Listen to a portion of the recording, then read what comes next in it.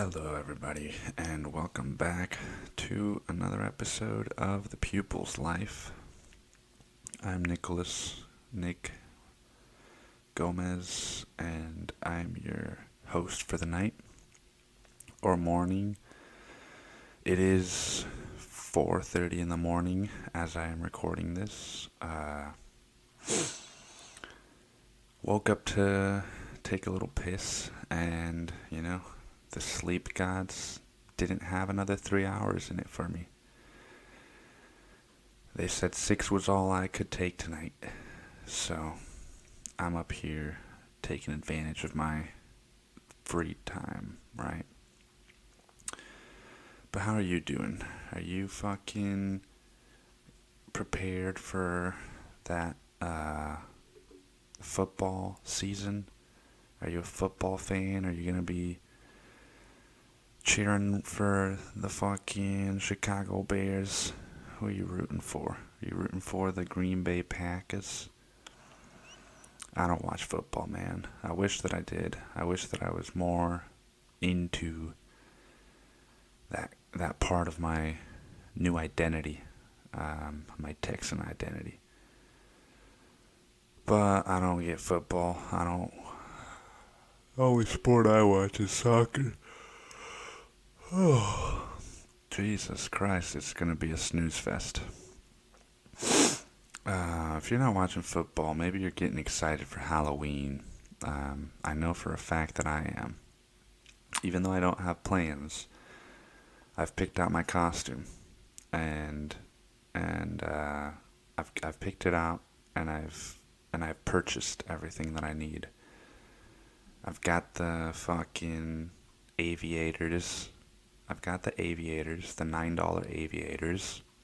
I've got the fucking Hawaiian t-shirt and the explorer's hat, right? Can you guess who I'm gonna be? Oh, man. It's weird, too. It's weird because my fucking costume has nothing to do with Halloween. It's not scary either, right? I'm just going as a public figure. I'm going as a famous writer. And it's weird to me to think about that, Whatever happened to dressing up as fucking Frankenstein? Whatever happened to dressing up as, like, something that was scary, right? Now it's just like, for Halloween, I was a bagel. A bagel. But, like, I don't know, dude. It's like, I dressed up as vitamins, and I brought some with me to the party. But Halloween's fun, right? I guess Halloween's fun if you know the right people. Halloween's fun if you're spending it with your friends, if you don't have to work the next day. 'Cause Halloween this year is on a fucking... When is it? Halloween is on a fucking Thursday this year.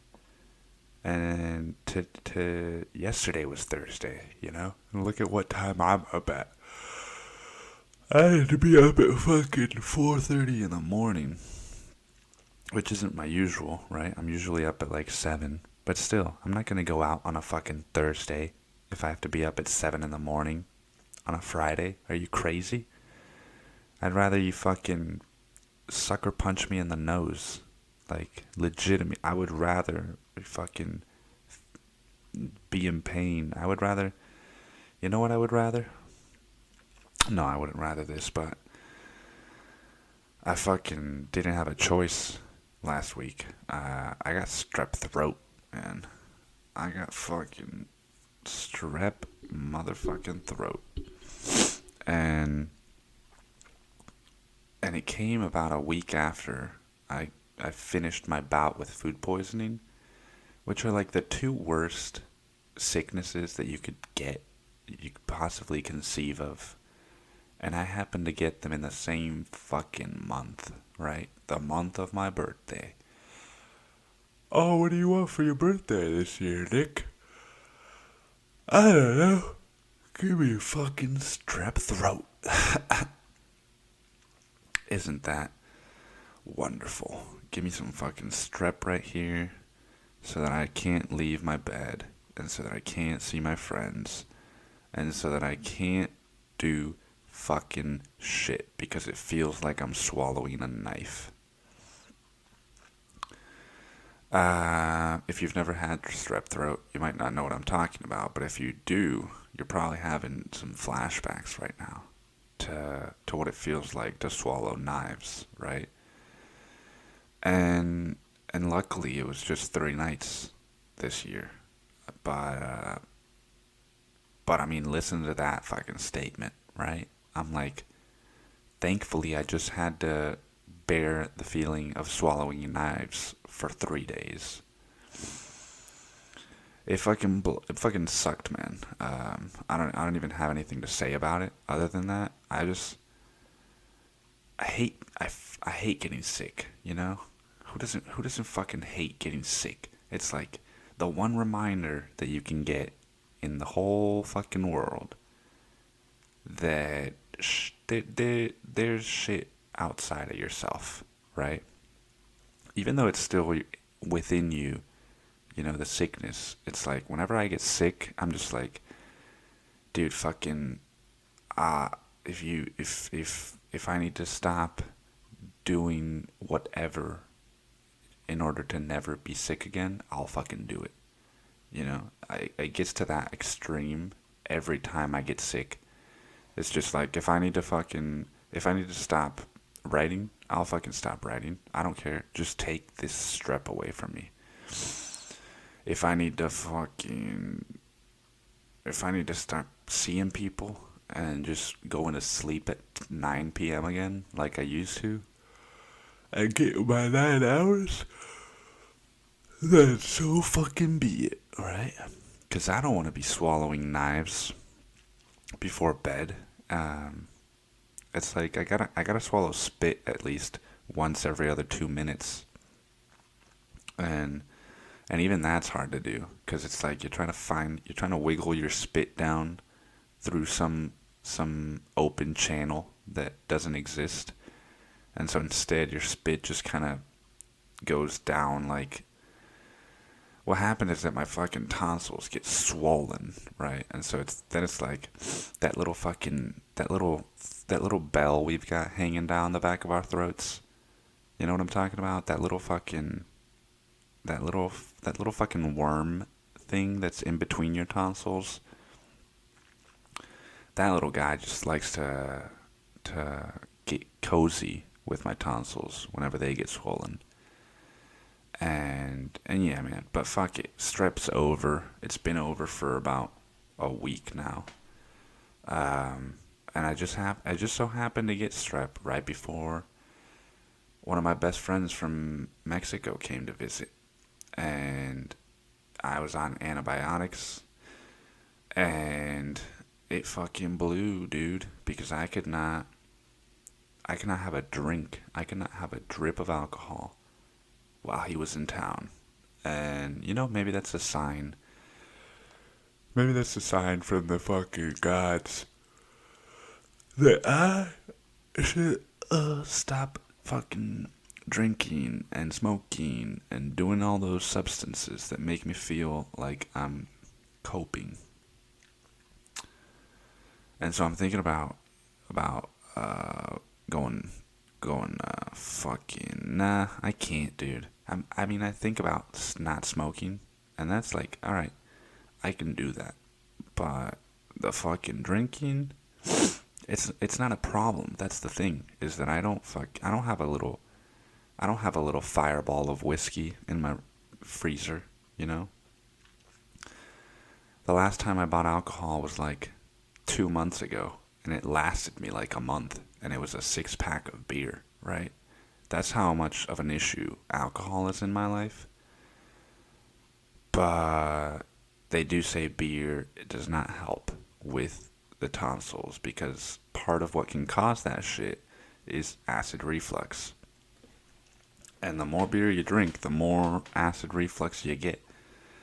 I don't give a shit who you are, right? Um, but yeah, that's one of the reasons I'm thinking about stopping is my acid reflux. I've got to stop drinking beer. Maybe I could just drink a little vodka tonic. Maybe I can just drink a little vodka tonic. Um, God, I'm so fucking not tired, but my body is like, oh, you should still be sleeping, dude. What the fuck?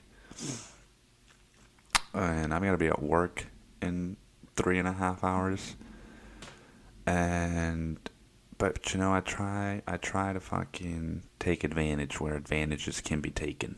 Um, and I was rolling around in bed, flopping around like a dead fish for 25 minutes.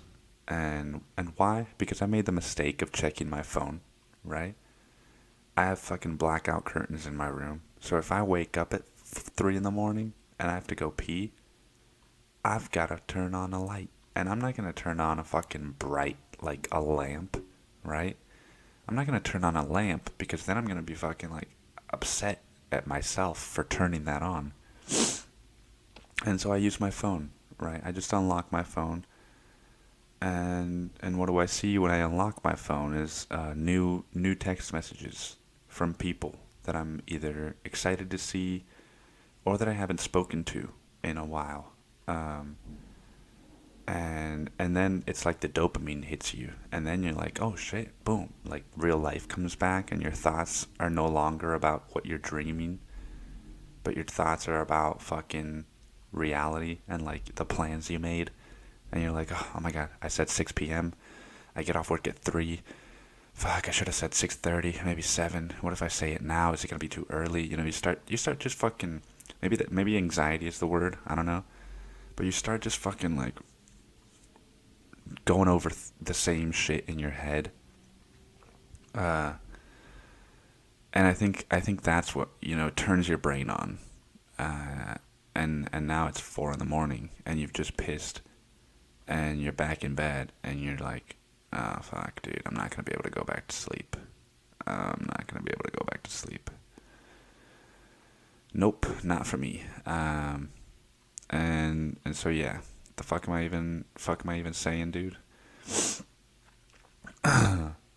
Point is, Halloween. I've picked out my costume, and if you're not excited for Halloween, maybe you're excited for Thanksgiving. Um, that's what I was fucking saying, is that my buddy was in town, and I couldn't have a drop of alcohol, and but we still had a good time, right? And so maybe it was a sign that a sober time is a good time, just as any. Uh, yeah, but my buddy was in town for a week, and he slept in my bed. You know, that's the kind of friends that we are. We could still share a bed without being afraid of the gay, and without being afraid of what that means about our masculinity. Um,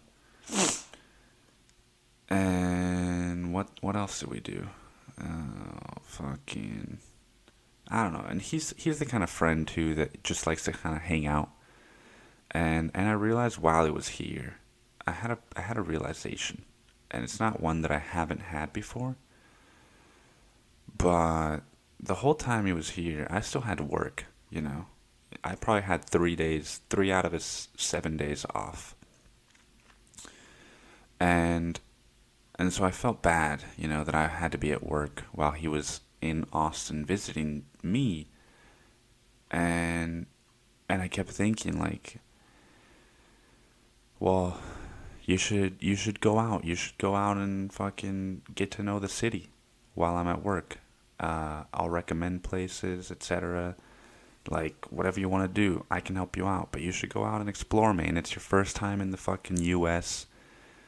and and I want you to make it. I want to make it worth your while, right?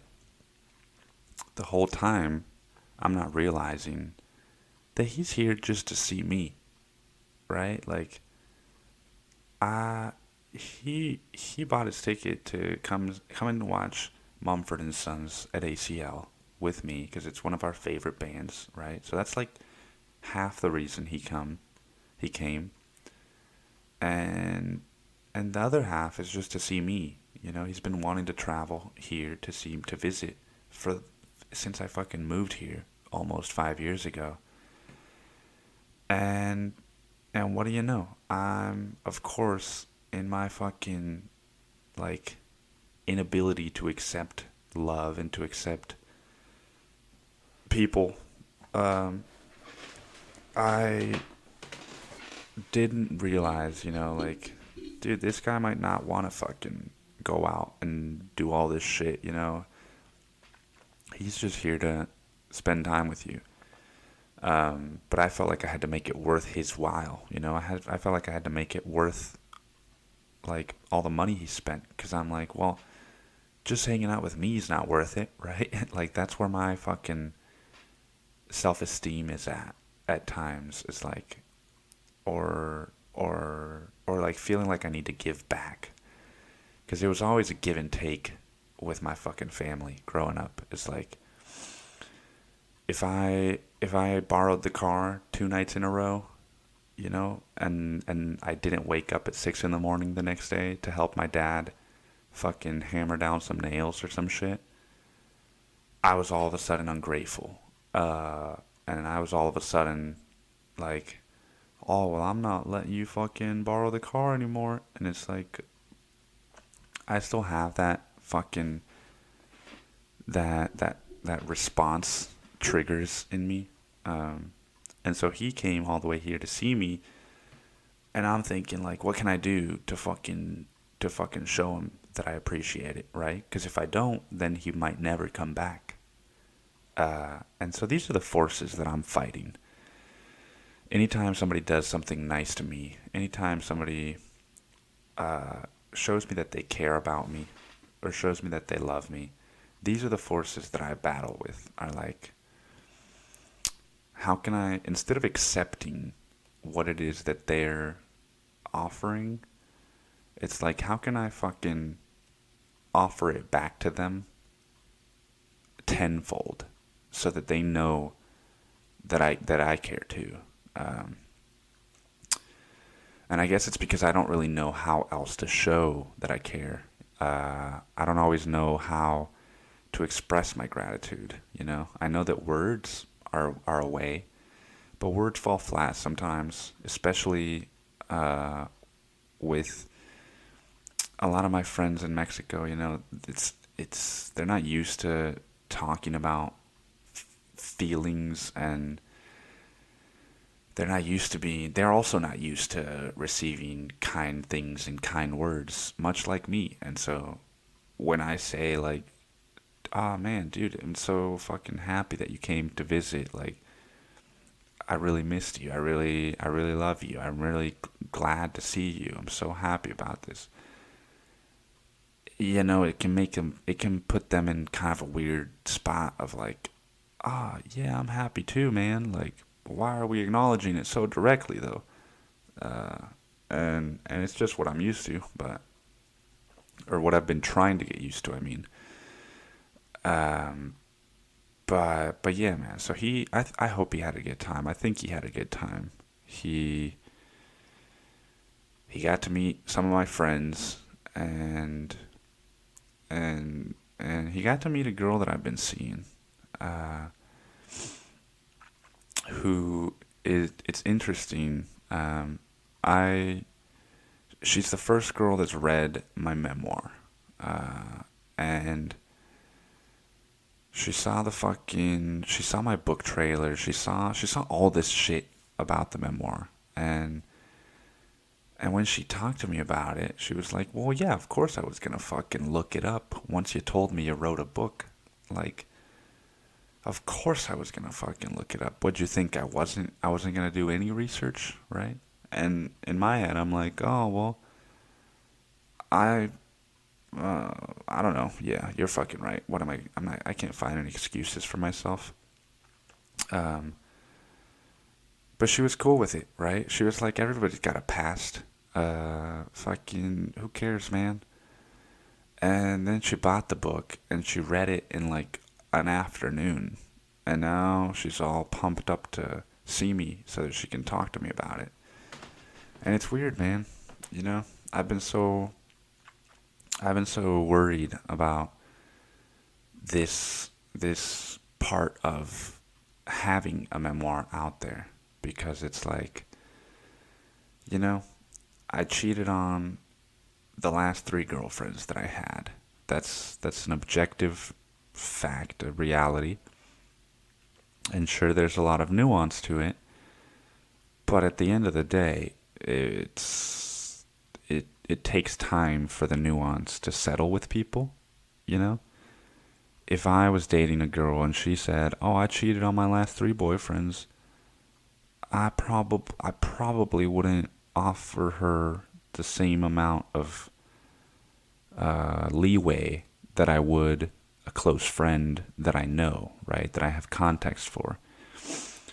And so there is this weird dynamic, not with this girl, but just this dynamic that I've been worrying about and stressing over, which is it's great that I'm trying to get ahead of all of this shit and that I'm trying to recover and that I'm trying to not make those same mistakes. But I'm early in the stage, you know? I'm still early in the knockout phase. And and I might not make it out of group stages, right? If I keep batting zeros and fucking I'm not batting zeros, I'm being harsh on myself, but I'm still early in the stages, which means that when I'm talking to somebody about it, when I'm talking to a woman about it, a woman that I'm dating, it's like, oh yeah, the last time that I cheated was a fucking less than a year ago. And and yeah, I'm trying to be better and be honest and not do all that shit again, but it'll be easier, I think, when that shit's been 3, 4, 5, 6, 7 years in the past. Right, because then it's like, yeah, I cheated on my first three girlfriends. But the last time was when I was fucking 23, and I've gotten a few more under my belt, and I haven't cheated on those, and I haven't fucking, this is something that was a part of my young adulthood. I'm fucking 29, 30, 31 now. Like, give me a break. Are you judging me because of something I did when I was 21, 22? So that's like, I feel like it'll be more acceptable as time goes on, but right now it's still fresh and it's still fucking worrisome, Of course, I can't not empathize with that part of like trying to date me right now is that I'm going to be fucking honest with you because my book is out there and you can do a simple Google search and find my name and find my book. So I'm not going to hide that shit, I might not be the one to bring it up on a first date, but if you ask me about it, I'm going to be open with you. And and yeah, that's the worrisome part is like I'm gonna lose a lot of opportunities because of it. But that means those weren't the opportunities for me. Those weren't the women for me. Those weren't the relationships for me. And at this point, I'm not even really looking for like a serious monogamous relationship. Um, but but yeah, yeah. So he got to meet that girl, and she's been cool as hell about everything, which is helpful too, because it's also not easy telling a girl that you've been with men before. Uh, I just not because of the women, but just because, especially growing up, as a guy, it's like in Mexico, it's like, oh, you were the just saying that you were with a guy is like socially would ostracize you. There was a kid in my high school. His name was Steven, and he was a closeted homosexual for the last 2 years of high school. And people kind of figured, he's probably gay, but he had girlfriends, and so it took him a year after high school to finally come out of the closet. And it's like, that's the kind of shit that we grew up in. It's like people here in Texas are like, I grew up in a small town in Texas. I can't tell my parents that I'm gay or that I've been with women or men or whatever the fuck you are. And it's like, dude, I grew up in fucking Cancun, all right? You're afraid of your uncles not accepting you. I'm fucking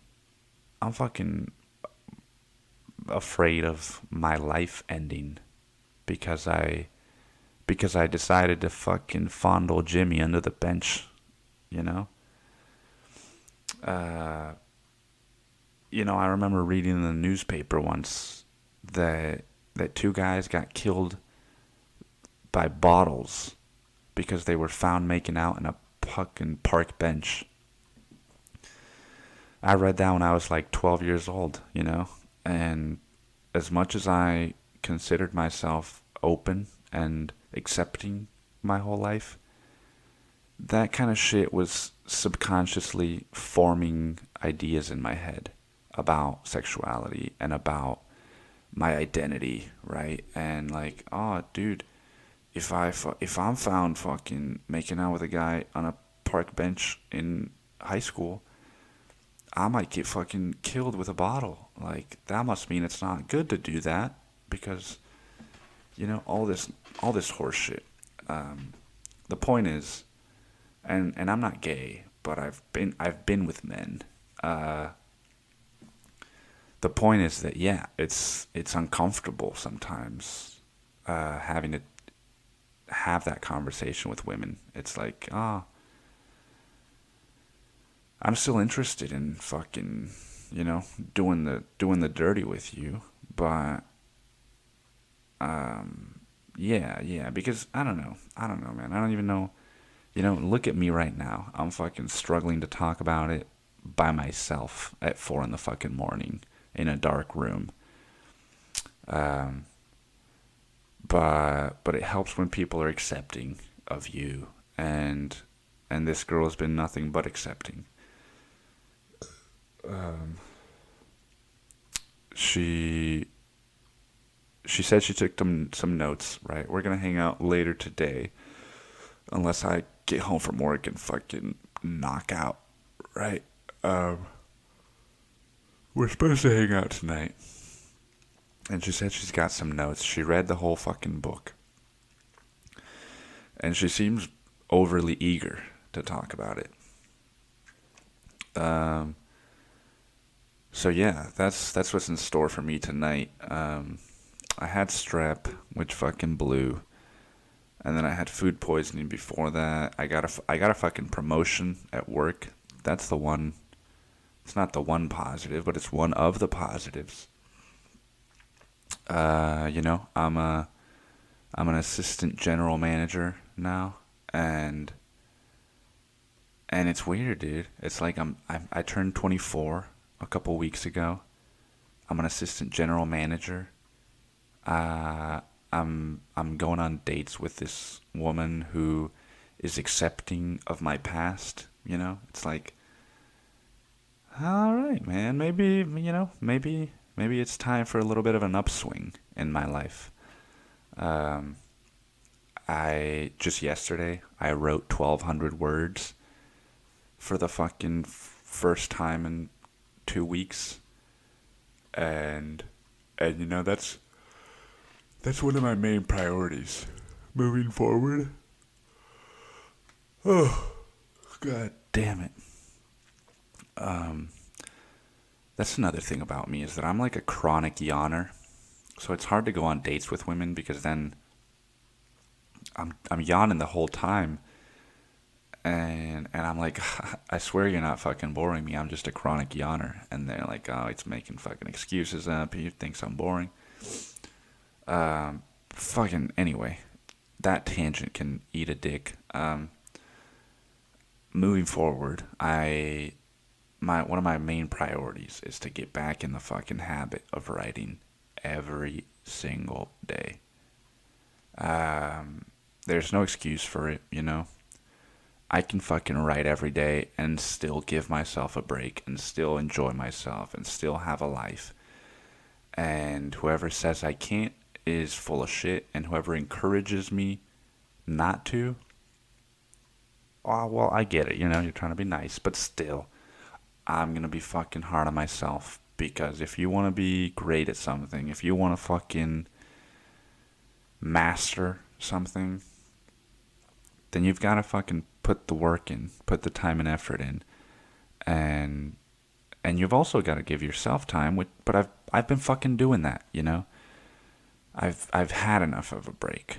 I've had enough time to grieve my last relationship and to process all those hard feelings. Not all of them, but you know, most of them. And so it's time to giddy up and get back deep into my psyche and to start exploring some shit, right? Because there's a lot of shit that I need to explore right now. I just watched that new Joker movie twice. You know, I haven't been to the same movie twice in theaters probably since Pirates of the Caribbean 1. And I must have been like 12 years old when that came out. Probably saw it like 6 or 7 times. But I saw this new Joker movie twice, and you know, it's weird because on one hand it's like the world that he lives in is a world that I've explored in my own writing, and the shit that he struggles with in the movie, you know, mental illness, it's not something per se that I've had to deal with directly, you know. At least not that I've been diagnosed with the way that he is in the movie, but it's shit that I've read about a lot. You know, I've read a lot of other people's stories about mental illness, bipolar specifically, because I dated a bipolar girl for about a year. And I also watched a lot of these movies growing up. You know, Taxi Driver, fucking, I don't know, just a lot of weird, crazy, fucking mentally insane movies.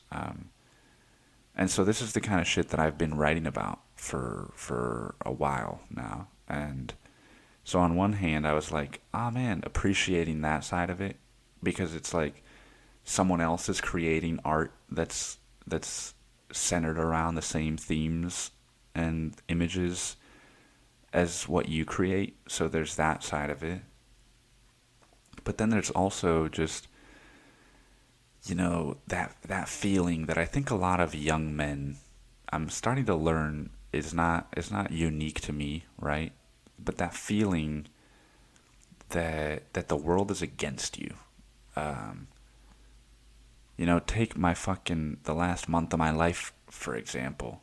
If I was mentally unstable, I could very easily read all this shit as like the world being against me, right? I got fucking food poisoning. I had to skip work a few days, which means I made less money. Then I got strep throat. I had to skip another few days at work, which meant I had even less money. And then I fucking lose my wallet, right, with my brand new credit card in it, my debit card, my fucking license, and you know, it's just shit happening to you, and all of this right after releasing the memoir, right, and getting messages from people that I was supposedly taken care of when I grew up by, people that said that they loved me, you know, reaching out and sending messages full of hate, because you're trying to do something, um, and you know that part of the movie, it's hard not to empathize with Joker, because he's trying to be a stand-up comedian, but he gets fucking, his mom tells him like, honey, don't you have to be funny to be a comedian? And then one of his biggest idols makes fucking ridicule of him on TV, like national TV. And this guy's just supposed to fucking persist, um, and endure and continue to work at his craft. It's like, yeah, dude, it is what you're supposed to do, but it's fucking hard. And it's hard enough without a mental illness. I can barely imagine what it must be with a mental illness. And so yeah, there's a lot of these feelings that I think a lot of people identify with, which is why the movie has been so polarizing, is that some people can accept those feelings within themselves and some people can't.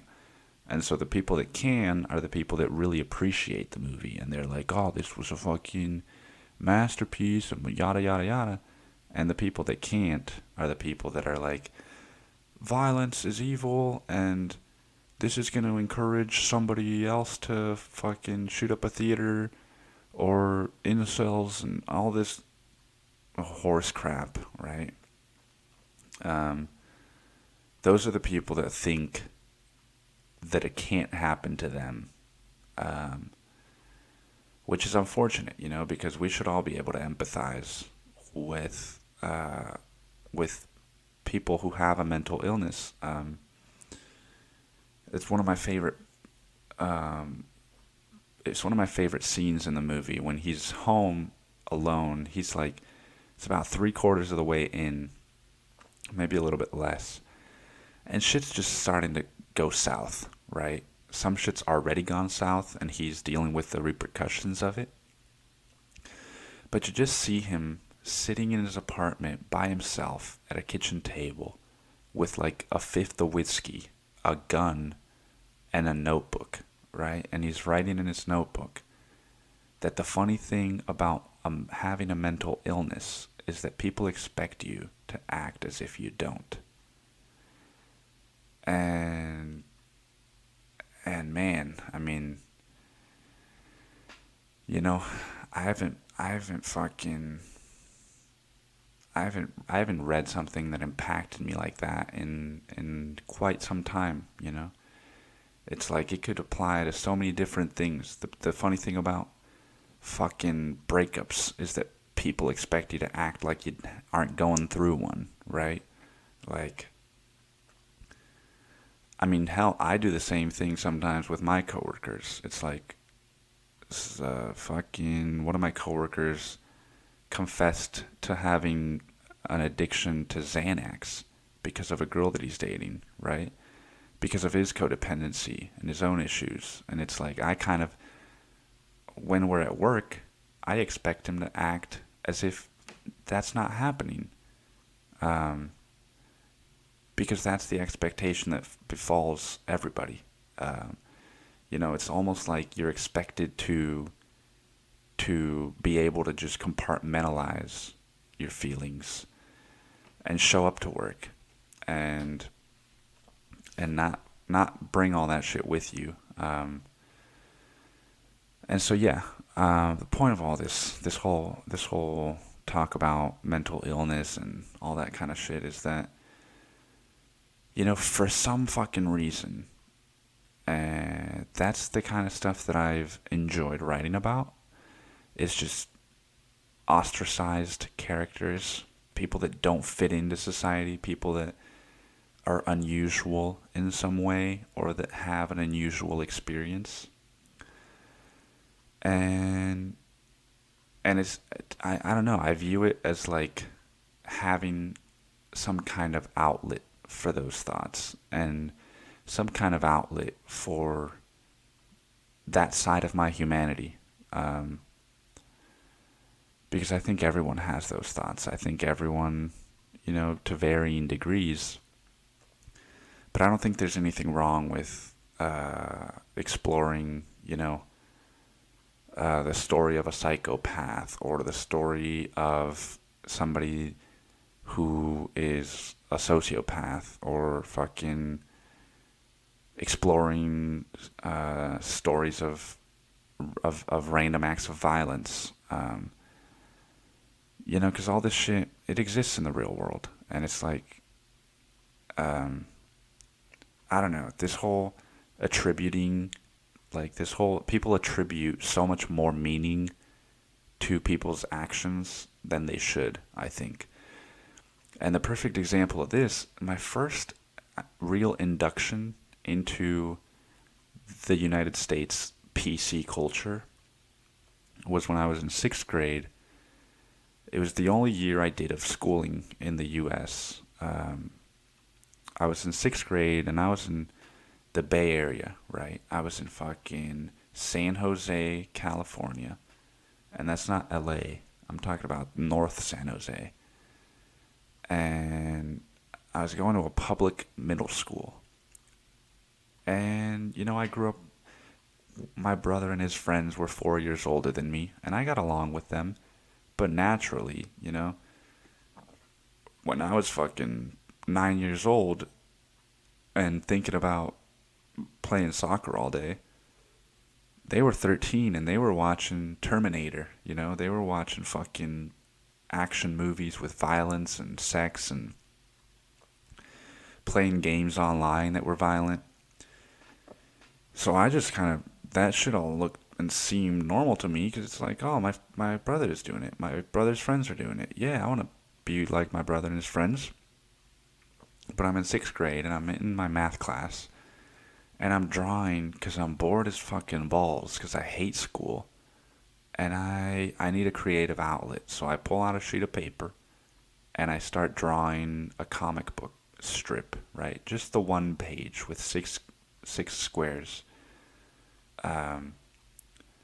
And it's about a hitman. It's about a fucking stick figure hitman on a mission.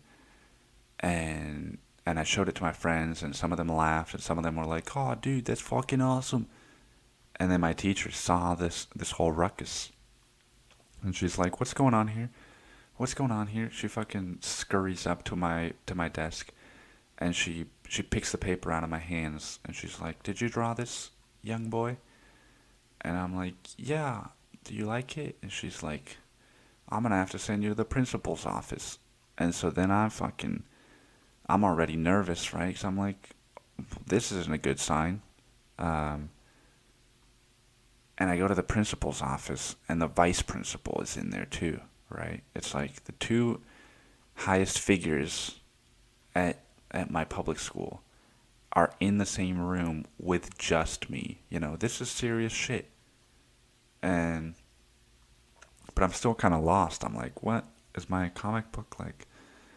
Is it that good? And you know what the first question that the principal asked me is she asked me, Nick, what's your relationship with your father like?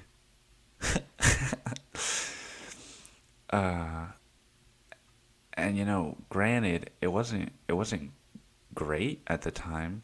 I didn't know that it wasn't great.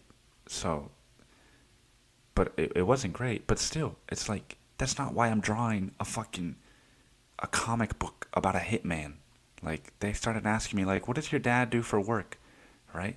Oh, your dad lives in Mexico. Oh, like, they started putting pieces together that weren't there. Like when you're doing a fucking puzzle, right? And you're like, I found the corner, and it fucking doesn't fit, and you just shove it in there anyway.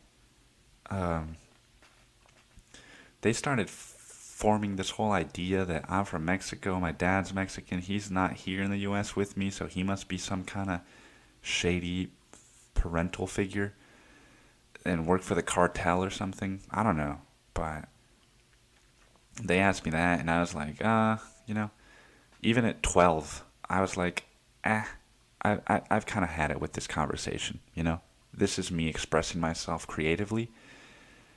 So if you think that I'm a menace to society because I drew some stick figures with guns, like, fucking lock me up, girls, alright? Um, but yeah, so people attribute a lot more than they should to the things that we do, the things that we express in our art. And yeah, so I'm getting excited. I'm getting ready to jump back into writing. It's not easy. It's never fucking easy when you've been out of the habit for over a month or two. It's never easy, dude, because I get home from work and the first thing I'm thinking is like, dude, I'm gonna have to write. What am I gonna write about? There's so many things, right? That's my excuse right now, is that I've got so many things I want to write about that I don't know where to start. Um, but that's the thing, is you just gotta start somewhere. And so yeah, that's one of the things I'm looking forward to. How much time am I at? I'm at 46 minutes. Alright, I should probably fucking wrap this thing up. Um, it's 5 in the fucking morning now. Maybe I can still get some Z's. Um, and hopefully, I don't know when this is gonna come out, but hopefully you're not listening to this at 5 in the fucking morning. You know what I mean? Hopefully you have better sleeping patterns than I do. And um, yeah, I think that'll do it. I think that'll do it for now. Thanks for tuning in again. I am Nicholas. I am your pupil. I am here to learn and share my experiences. I'm not here to teach you anything. I'm not here to give you any fucking life lessons. So if you're looking for that, maybe go listen to Serial or some other fucking murder mystery podcast. But if you're here to laugh and have a simple time, right? So yeah, thanks for tuning in and have a good week.